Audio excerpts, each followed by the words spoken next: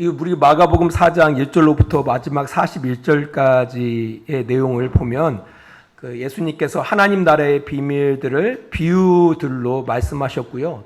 혼자 계실 때에 제자들과 그와 함께하는, 특별히 예수님의 그 비유의 말씀을 알고자 하는 사람들에게 해석해 주신 이야기와, 또한 풍랑이는 바다를 잠잠케 하시는 이야기로 이렇게 그 내용이 전개되어지고 있습니다. 전혀 성격이 다른 이야기처럼 보이지만 이게 다른 이야기라기보다는 이어지는 이야기입니다. 그러니까 성경을 이렇게 보다 보니까 이게 다른 이야기가 아니라 참참하게 이렇게 좀 더 묵상하다 보니까 이게 그러니까 이어지는 이야기예요. 이어지는 이야기. 그것을 알 수 있는 힌트가 4장 1절에 나와 있어요. 우리 4장 1절 말씀 잠깐 봅니다. 마가복음 4장 1절 같이 읽습니다. 예수께서 다시 바닷가에서 가르치시니 큰 무리가 모여들거늘 예수께서 바다에 떠 있는 배에 올라 앉으시고 온 무리는 바닷가 육지에 있더라. 그 당시에 마이크가 있었던 건 아니기 때문에 많은 무리를 앞에 뭔가 가르치기 위해서는 전달하는 이게 똑같은 말이라 할지라도 전달하기 쉬운 곳을 찾았던 것으로 보입니다. 그래서 예수님께서는 약간 배를 통해서 바닷가로 이렇게 가서 앉으시고 무리들은 이제 그 바닷가에 앉아 있는 거예요. 거기서 예수님이 가르치셨다라는 겁니다. 그리고 비유를 이제 말씀하셔요. 우리 4장 10절 말씀을 봅니다. 예수께서 홀로 계실 때 함께한 사람들이 12제자와 더불어 그 비유들에 대하여 물으니라고 이제 말씀하십니다. 많은 무리들에게 비유로 말씀하셨고요. 그 이후에 예수님이 혼자 계실 때에 예수님과 함께 했던 사람들과 예수님의 제자들이 그 비유의 내용이 어떤 내용일까 알기 위해서 예수님께 개인적으로 찾아옵니다. 그런 그들에게 예수님께서 말씀해 주십니다. 33절 말씀 봅니다. 또 이르시되 우리가 하나님의 나라를 어떻게 비교하며 또 무슨 비유로 나타낼까? 아닙니다. 33절입니다. 예수께서 이러한 많은 비유로 그들이 알아들을 수 있는 대로 말씀을 가르치시되 비유가 아니면 말씀하지 아니하시고 다만 혼자 계실 때에 그 제자들에게 모든 것을 해석하시더라라고 이야기하고 있습니다. 그러니까 비유로 말씀하시고 또 혼자 계실 때에 제자들과 또 그 말씀을 알고자 하는 사람들에게 해석해 줬다라고 성경은 이야기하고 있습니다. 그리고 오늘 본문 35절 말씀을 봅니다. 같이 읽습니다. 그날 저물 때에 제자들에게 이르시되 우리가 저편으로 건너가자 하시니라고 말씀하고 있습니다. 그날 이제 그날은 어떤 날을 이야기하고 있습니까? 예수님께서 많은 무리들에게 비유로 말씀하셨던 그날, 그죠? 그리고 혼자 계실 때 제자들이 예수님께 나와요. 또한 함께 했던 사람들 가운데 그 비유들이 어떤 내용인지 알고자 나온 사람들에게 그 하나님 나라의 비밀을 그들에게 가르쳐 주십니다. 가르쳐 주십니다. 바로 그날을 말씀하고 있다라는 겁니다. 제가 설교를 준비하면서 이게 이어지는 내용이구나. 그 힌트가 바로 35절에 그날 저물 때, 아직 끝나지 않았어요. 그날이 끝났다 한다라면은 풍랑이는 바다를 잠잠케 하시는 이 이야기는 다른 이야기처럼, 그러니까 앞에 비유들의 이야기와 다른 이야기처럼 우리가 그 성경을 해석해야겠지만 이게 다른 이야기가 아니라 이어지는 이야기다라는 그 힌트가 바로 35절 앞에 있는 그날이라는 단어예요. 그날 밤. 그러니까 예수님께서 비유들을 말씀하시고 또 따로 그들에게 그 비유들을 설명하신 그날 밤에 제자들에게 말씀합니다. 우리가 저편으로 건너가자라고 말씀하십니다. 그래서 이 앞 부분들 4장 1절로부터 34절까지의 이 말씀과 35절로부터 41절까지 이 말씀은 이어지는 말씀이다. 이게 중요해요. 왜냐하면 생뚱맞게 뭐 풍랑이는 이 바다를 예수님께서 잠잠케 하시고 제자들에게 책망하시거든요. 어찌 믿음이 없느냐? 왜 무서워했느냐? 왜 믿음이 없냐라고 이렇게 제자를 책망하시거든요. 이 내용이 어떤 이야기인지 생뚱맞을 수가 있는 거거든요. 근데 이것이 이어진다라고 생각하면 이게 의미 있는 그런 이야기가 된다라는 겁니다.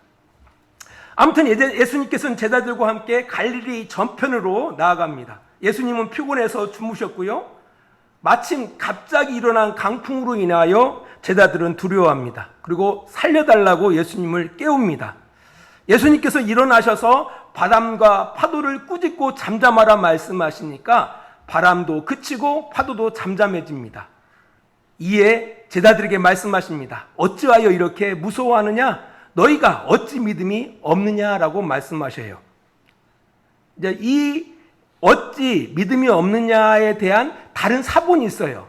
다른 사본에서는 어떻게 기록하고 있냐면은 어찌 아직도 믿음이 없느냐라고 해석하고 있습니다. 성경에 보면은 그 각주 1이라고 써 있고요. 그렇죠? 40절 뒤에 보면은 어찌 믿음이 없느냐라고 하고 위에 그 알파벳 숫자가 있죠. 1 이렇게 가로 이렇게 1. 그리고 그 밑에 보면은 1 써 있고 어떤 사본에 이게 성경 사본이 많거든요. 그 사본 가운데 어떤 다른 사본에는 그것을 어떻게 번역하고 있냐면은 어찌 아직도 믿음이 없느냐라고 번역하고 있다라는 겁니다. 성경이 한 사본만 있는 게 아니에요. 여러 사본이 있는데 다르게 번역한 그런 사본도 있더라는 거예요. 그 믿음 없음을 꾸짖고 있다라는 겁니다. 그러니까 이 본문 앞에서는 어떤 내용이었죠? 씨 뿌리는 자 사람, 그죠? 그리고 여러 가지 비유들에 대하여 말씀하셨고요. 특별히 씨 뿌리는 사람에 대한 그 비유를 해석해 주십니다. 이제 이 해석이 중요해요. 그 네 가지 밭에 대한 그 해석이 매우 중요한 것은 나머지 비유들을 해석하는데 핵심 키가 되어져요. 우리 4장 13절 말씀을 잠깐 봅니다. 4장 13절 우리 같이 읽습니다. 또 이르시되 너희가 이 비유를 알지 못할진대 어떻게 모든 비유를 알겠느냐라고 말씀하셔요. 그러니까 앞에 비유 단수잖아요. 그 뒤에 비유들은 복수예요. 여러 가지 비유들을 말씀하셨어요. 예수님께서 마가복음 4장에는 여러 가지 하나님 나라에 대한 그 비밀을 비유로 말씀하셨어요. 비유들을 말씀하셨는데 그 가운데 뭘 알지 못하면은 씨 뿌리는 자, 그 네 가지 밭에 대한 이야기를 알지 못하면은 나머지 비유들을 알 수 없어요. 그래서 제일 먼저 씨 뿌리는 자, 네 가지 비유들에 대해서 말씀해 주시는 겁니다. 그걸 알면은 나머지 비유들은 이게 이런 내용이구나라는 걸 깨달을 수가 있는 겁니다. 그래서 씨 뿌리는 자, 네 가지 밭에 대한 그 비유들을 해석해 주신 겁니다. 그러니까 가장 중요한 그 내용은 씨 뿌리는 자, 네 가지 밭에 대한 이야기입니다. 우리 지난 시간에 말씀을 드렸어요. 아무튼 하나님께서는 하나님의 나라, 곧 하나님의 말씀을 마지막 그날 때까지 끊임없이 뿌리신다라는 어떤 환경에도 구애받지 않고 하나님의 나라의 말씀을 중단 없이 전파하신다라는 말씀을 들었습니다. 뿐 아니라 말씀을 듣는 우리들에게 하나님께서는 요구하신다고 말씀을 드렸어요. 어떤 책임? 좋은 밭이 돼야 할 것임을 우리에게 요구하신다라고 말씀을 드렸습니다. 근데 문제는 뭐냐면은 하나님이 하시는 일은 하나님이 하실 거니까 문제는 과연 우리가 좋은 밭이 될 수 있을까? 지난주 설교에서도 그냥 흐리뭉텅하게 끝냈거든요.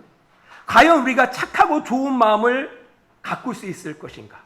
그리고 말씀을 듣고 지키고 인내할 수 있을까? 여러분 어떻게 해요? 자신 있게 저는 착하고 좋은 마음 가꿀 수가 있어요? 나는 말씀을 들었을 때 그것을 지키고 인내해서 열매 맺을 수가 있어요. 이렇게 자신 있게 이야기할 수 있는 사람 있겠습니까? 사실은 불가능한 일입니다. 여호수아 24장을 잠깐 보겠습니다. 여호수아서입니다. 구약 성경입니다. 여호수아 24장 14절 15절 말씀을 읽겠습니다. 여호수아의 마지막 유언과 같은 이야기인데요. 여호수아가 이제 가나안 땅을 이제 차지하고 마지막 그가 죽기 이전에 이스라엘 백성들에게 한 말입니다. 이 14절, 15절 말씀을 우리 같이 읽습니다. 그러므로 이제는 여호와를 경외하며 온전함과 진실함으로 그를 섬기라. 너희의 조상들이 강 저쪽과 애굽에서 섬기던 신들을 치워버리고 여호와만 섬기라. 만일 여호와를 섬기는 것이 너희에게 좋지 않게 보이거든 너희 조상들이 강 저쪽에서 섬기던 신들이든지 또는 너희가 거주하는 땅에 있는 아모리 족속의 신들이든지 너희가 섬길 자를 오늘 택하라. 오직 나와 내 집은 여호와를 섬기겠노라 하니라고 이야기합니다. 그러니까 하나님의 어떤 선한 역사를 경험한 이 여호수아가 이 마지막 이제 이스라엘 백성들이 모인 그곳에서 그들에게 그 설교를 하는 거예요. 그리고 마지막 그들에게 결단을 요구합니다. 헌신을 요구합니다. 여호와를 경외하라. 온전함과 진실함으로 그를 섬겨라. 그리고 우상들을 버리고 오직 여호와만을 섬겨라 라고 이야기합니다. 그리고 너희들은 혹시라도 너희들이 여호와를 섬기지 않는다 할지라도 나와 내 집은 여호와만을 섬기겠다라고 말합니다. 그들에게 뭘 요구하고 있죠? 하나님을 향한 헌신을 요구하고 있는 겁니다. 자, 이에 대해서 그들이 어떻게 대답합니까? 우리가 그렇게 하겠다라고 이야기를 해요. 백성들이 대답합니다. 우리가 우상들을 다 버리고 여호와 하나님만을 경외하고 온전함과 진실함으로 그를 섬기겠다라고 그들이 대답을 합니다. 근데 여호수아가 19절을 바라보니까 이상한 소리를 해요. 우리 19절 말씀 봅니다. 여호수아 24장 19절 같이 읽습니다. 여호수아가 백성에게 이르되 너희가 여호와를 능히 섬기지 못할 것은 그는 거룩하신 하나님이시요 질투하시는 하나님이시니 너희의 잘못과 죄들을 사하지 아니하실 것임이라 라고 이야기하고 있습니다. 근데 갑자기 실컷 이스라엘 백성들에게 여호와를 경외하라, 온전함과 진실함으로 그를 섬겨라 라고 그들에게 헌신과 결단을 요구했던 이 여호수아가 또 이스라엘 백성들은 그에 응답했거든요. 우리와 우리의 가족들은 오직 여호와 하나님만을 섬기겠습니다. 온전함과 진실함으로 그를 경외하겠습니다 라고 대답을 했단 말이에요. 근데 여호수아는 갑자기 19절에 딴소리를 하는 거예요. 노망이에요, 노망. 19절 바라보니까 너희들이 여호와를 능히 섬기지 못할 것은 능히 섬기지 못할 거라는 거예요. 아니 그럼 왜 그걸 질문해? 아니 선택하라고 했잖아요. 하나님을 섬길 것인지 우상을 섬길 것인지 너희들이 선택해라. 오직 하나님만을 경외하라. 온전함과 진실함으로 하나님만 섬겨하라고 그 헌신과 결단을 요구했던 이 여호수아가 이스라엘 백성들이 그렇게 하겠다라고 대답하니까 한다는 말이 섬기지 못할 것이다 라고 이상한 소리를 하는 거예요. 이상한 소리를 하는 거예요. 그리고 너희들이 정말 섬기지 못할 것이다 라고 이야기해요. 실제로 여호수아 다음이 뭐죠? 사사기예요. 사사기를 바라보니까 이스라엘 백성들이 하나님을 온전하게 진실하게 하나님을 섬깁니까? 절대 섬기지 못하죠. 실패하는 이스라엘의 모습을 바라보게 되어집니다. 여호수아의 말이 맞아요. 근데 왜 여호수아는 이스라엘 백성들이 하나님을 경외하는 것, 온전함과 진실함으로 경외하지 못할 것을 뻔히 알면서 왜 이스라엘 백성들에게 헌신과 결단을 요구했을까? 그런 생각이 안 들어가나요? 여러분 하나님 잘 섬길 수 있습니까? 여러분 좋은 밭으로 여러분 마음을 가꿀 수 있겠습니까? 좋은 마음, 착한 마음으로 준비되어서 하나님 말씀을 잘 듣고 잘 지키고 또 인내함으로 결실할 수 있습니까? 마음은 그렇죠. 나도 그런 좋은 마음 갖고 싶어요. 착한 마음 갖고 싶어요. 소펜하우어가 그런 얘기를 하더라고요. 우리가 남이 잘 되는 것을 진짜 못 본대요. 아십니까? 특별히 친구가 잘 되어지는 것을 그렇게 못 본대요. 인간이라는 게. 자랑하지 마세요. 자랑해서 좋아할 사람 아무도 없습니다.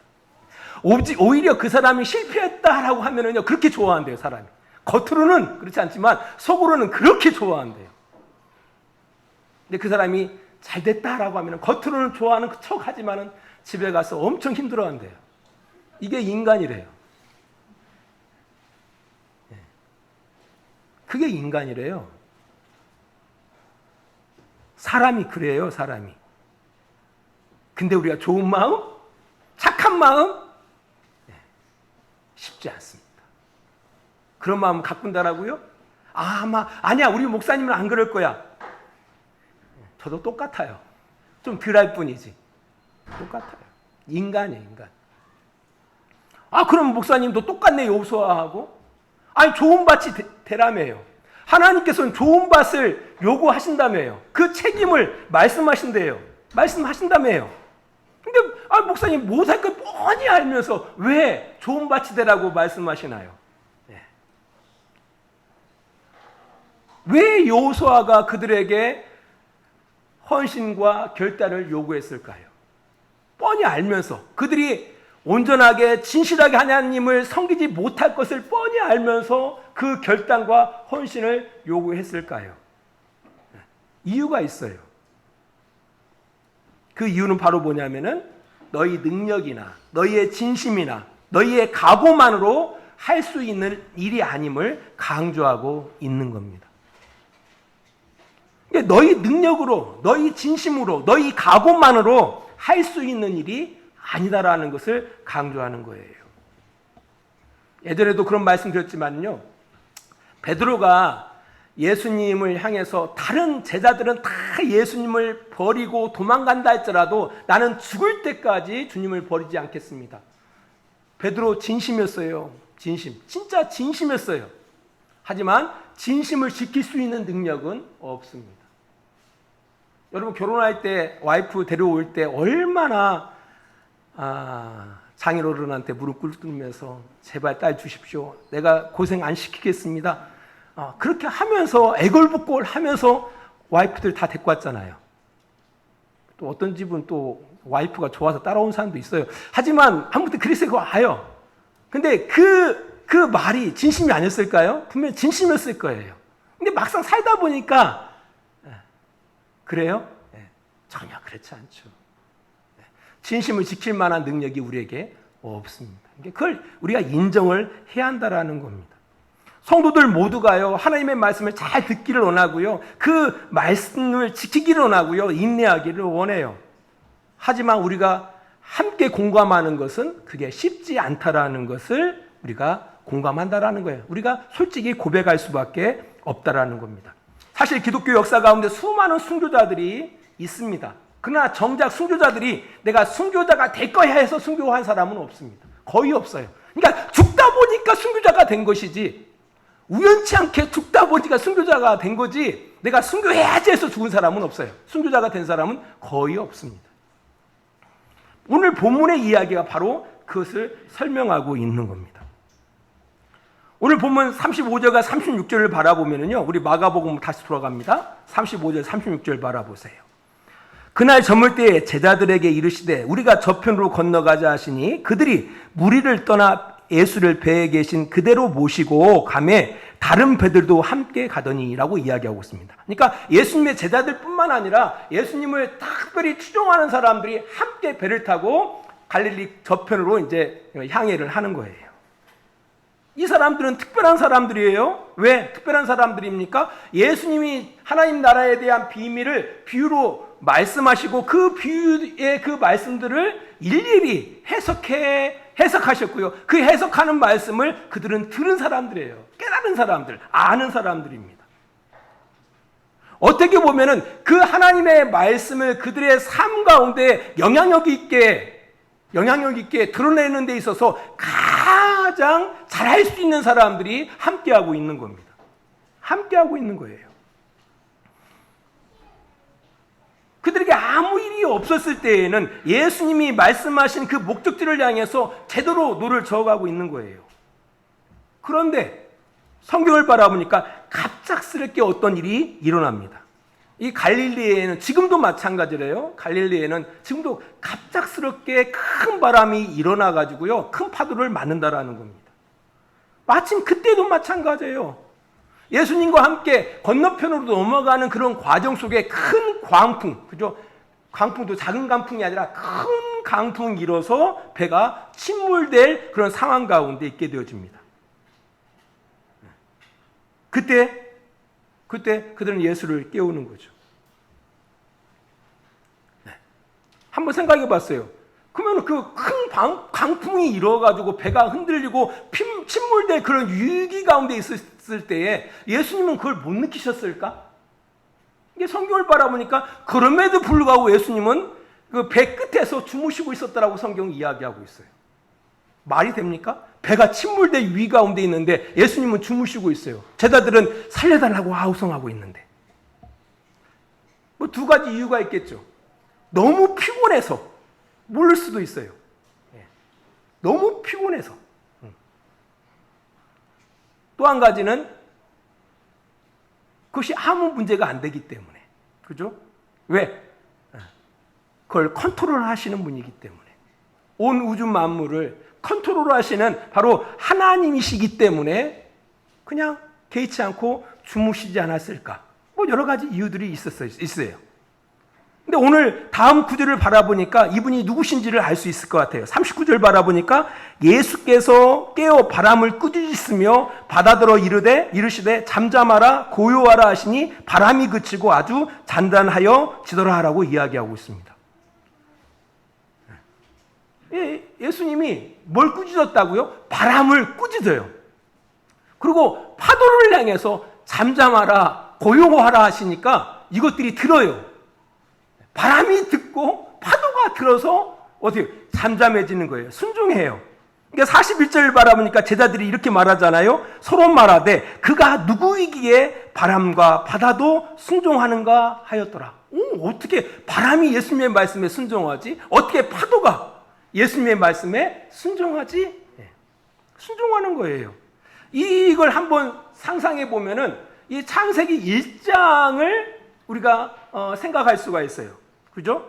창세기 1장 3절에 바라보면은 창세기는 어떤 내용이에요? 특별히 1장과 2장 앞까지는 우주 만물을 만드시는 하나님의 이야기가 기록되어져 있어요. 그 내용을 바라보니까 빛이 있으라라고 하니까 빛이 있어요. 하나님의 말씀대로 이루어지는 거예요. 그죠? 하나님의 말씀대로 이루어지는 거예요. 하나님이 이르시되 빛이 있으라 하시니 빛이 있었고, 그죠? 물과 물로 나뉘라 하시니까 그대로 돼요. 이런 내용들이 창세기 1장에 기록되어 있거든요. 오늘 본문의 내용이 바로 그것을 상상하게 만들어요. 바람이 엄청난 큰 광풍이 일어나는데 야 잠잠해 하니까 잠잠해지는 거예요. 잠잠해지는 거예요. 꾸짖으니까 그 꾸짖음 가운데 그들이 순종하더라는 겁니다. 바로 예수님이 누구심을 이야기하고 있죠. 바로 하나님이심을 말씀하고 있는 겁니다. 우주 만물을 창조하시고 그것들을 컨트롤하시는 하나님이심을 성경이 이야기하고 있다라는 겁니다. 그 이후에 제자들에게 이렇게 꾸짖습니다. 어찌 아직도 믿음이 없느냐? 왜 무서워했느냐? 어찌 아직도 믿음이 없냐라고 그들을 꾸짖습니다. 왜 꾸짖을까요? 왜 예수님께서? 누가 함께하고 있는 거예요? 그 창조주 하나님과 그들이 함께하고 있잖아요. 우주 만물을 컨트롤하시는 그 하나님과 그들이 함께 가고 있잖아요. 함께 가고 있음에도 불구하고 큰 강풍으로 인하여 그들이 무서워하고 두려워하여 예수님을 깨우지 않습니까? 목적지를 향해서 노를 젓는 것을 젓지 못하고 혼비백산해서 뭐합니까? 예수님을 깨우지 않습니까? 이런 모습을 통해서 이 마가는 그 마가복음을 읽는 그들에게 뭔가를 전달하고 있다라는 겁니다. 이 독자들이 바라볼 때, 마가복음을 읽는 사람들이 바라볼 때 하나님의 말씀을 좋은 마음으로 듣고 지키고 인내하는 데 있어서 1순위가 누구예요? 바로 예수님의 제자들 아닙니까? 그들은 가장 가까운 곳에서 예수님의 그 능력 행하는 걸 다 봤어요. 또한 예수님의 말씀을 직접 들었어요. 하나님의 나라의 비밀도 알아요. 그러니까 누구보다도 하나님의 말씀을 잘 지킬 수 있는 그런 사람들이에요. 근데 그런 사람들이 강풍이 일어나고 그 강풍으로 인하여 배가 위험 가운데 몰릴 때에 뭐 하더라? 노젓는 걸 멈추더라는 거예요. 아무것도 하지 못하더라는 거예요. 결국 누구로부터? 예수님으로부터 꾸중 듣더라는 거예요. 너희 믿음이 아직 없느냐라고 예수님께서 그들을 꾸짖더라는 겁니다. 우리들은 어떻습니까? 여러분 생각할 때 우리 교회에서 누가 가장 말씀에 대해서 순종할 것이라고 생각합니까? 당연히 목사님이시죠. 왜? 말씀에 대해서 잘 알고요. 그죠? 말씀에 대해서 잘 알고요. 딴 것보다는 교회 일에 신경 쓰고 하나님 일에 신경 쓰니까 누구보다도 하나님 말씀을 잘 듣고 잘 지켜서 인내하고 이럴 것이라고 생각을 할 거 아닙니까? 말씀드리면 아니다라는 거예요.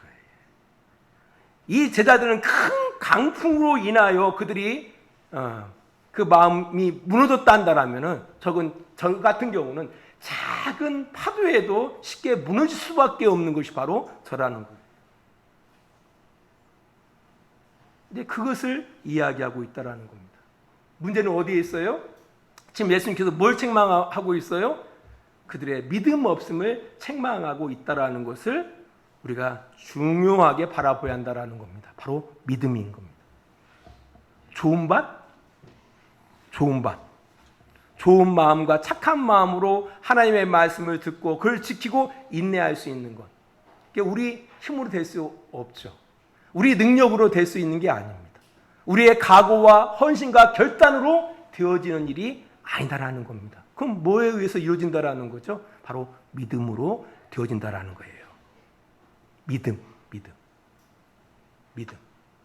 그 믿음을 요구하시고 있다라는 거예요. 믿음을. 근데 이 믿음이라는 것은 하나님을 신뢰하는 것 아닙니까? 그죠? 하나님을 신뢰하는 거예요. 이게 하나님을 신뢰한다라는 게 하루아침에 됩니까? 먼저는 하나님에 대해서 알아야죠. 그죠? 하나님에 대해서 알아야죠. 우리가 믿는 하나님에 대해서 우리가 잘 알아야 돼요. 그 아는 하나님으로 멈추는 것이 아니라 그 아는 하나님에 대해서 우리가 신뢰를 해야겠죠. 이제 이 과정이 하루아침에 이루어지는 것이 아니라 많은 시간을 통해서 이루어진다라는 겁니다. 시간. 우리 에베소서 1장 말씀을 잠깐 보도록 하겠습니다. 우리 에베소서 1장입니다. 1장 4절 말씀 보겠습니다.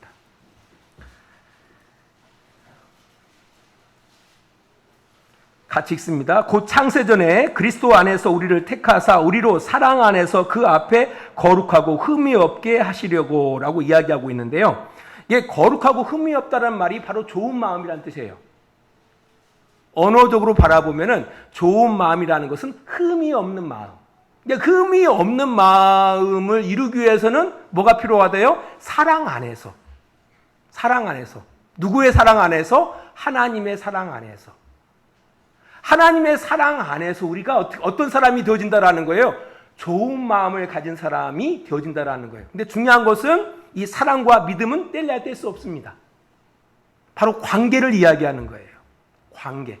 누구하고의 관계? 하나님과의 관계를 이야기하는 겁니다. 그러니까 하나님과의 관계 속에서 우리가 흠이 없고 거룩한 사람이 된다라는 거예요.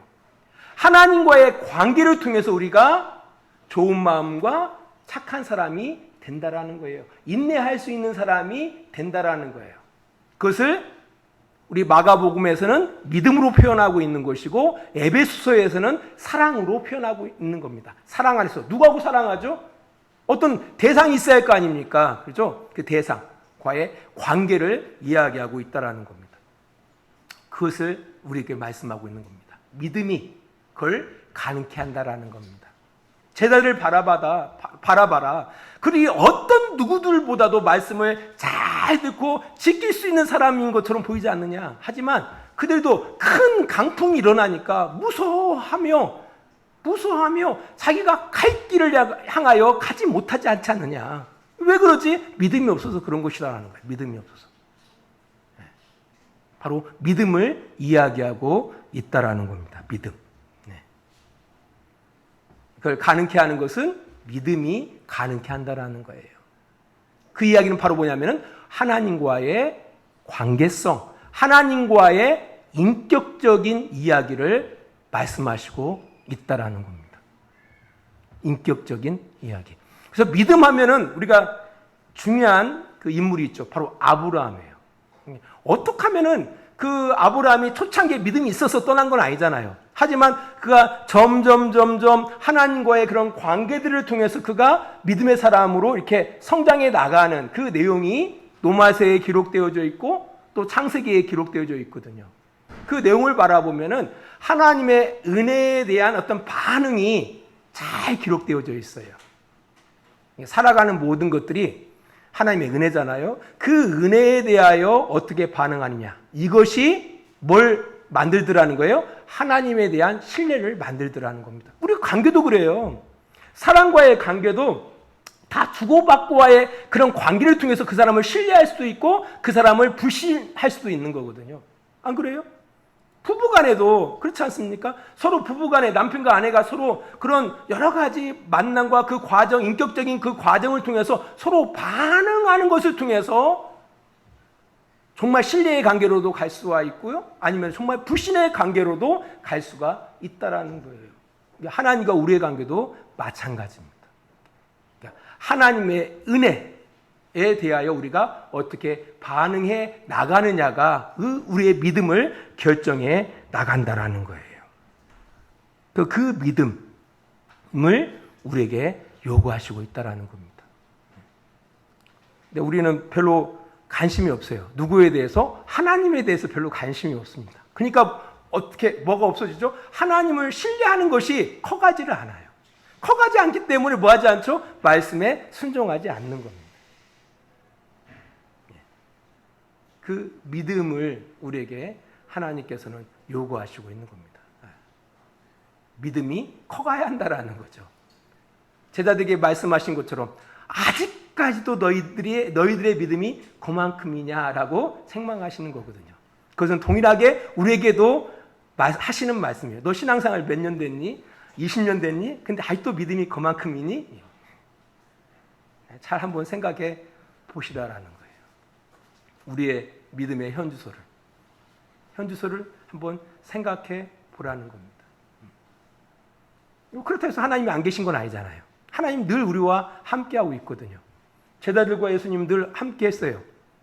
함께하고 있었지만 그들이 예수님이 누구신지에 대해서 알고는 있죠. 알고는 있었지만 신뢰하지는 못했던 거거든요. 그러니까 큰 강풍으로 인하여 그들이 흔들린 거예요. 우리도 똑같죠. 하나님은 늘 우리와 함께 하시고 있죠. 함께하고 있지만 우리 인생 가운데 만나는 그런 작은 흔들림에도 우리는 두려워하고 무서워한다라는 거죠. 여러분 기도 내용들을 바라보세요. 언제 기도합니까? 작은 파로 일렁임에 두려워서 무서워서 하나님 찾죠. 주야 찾죠.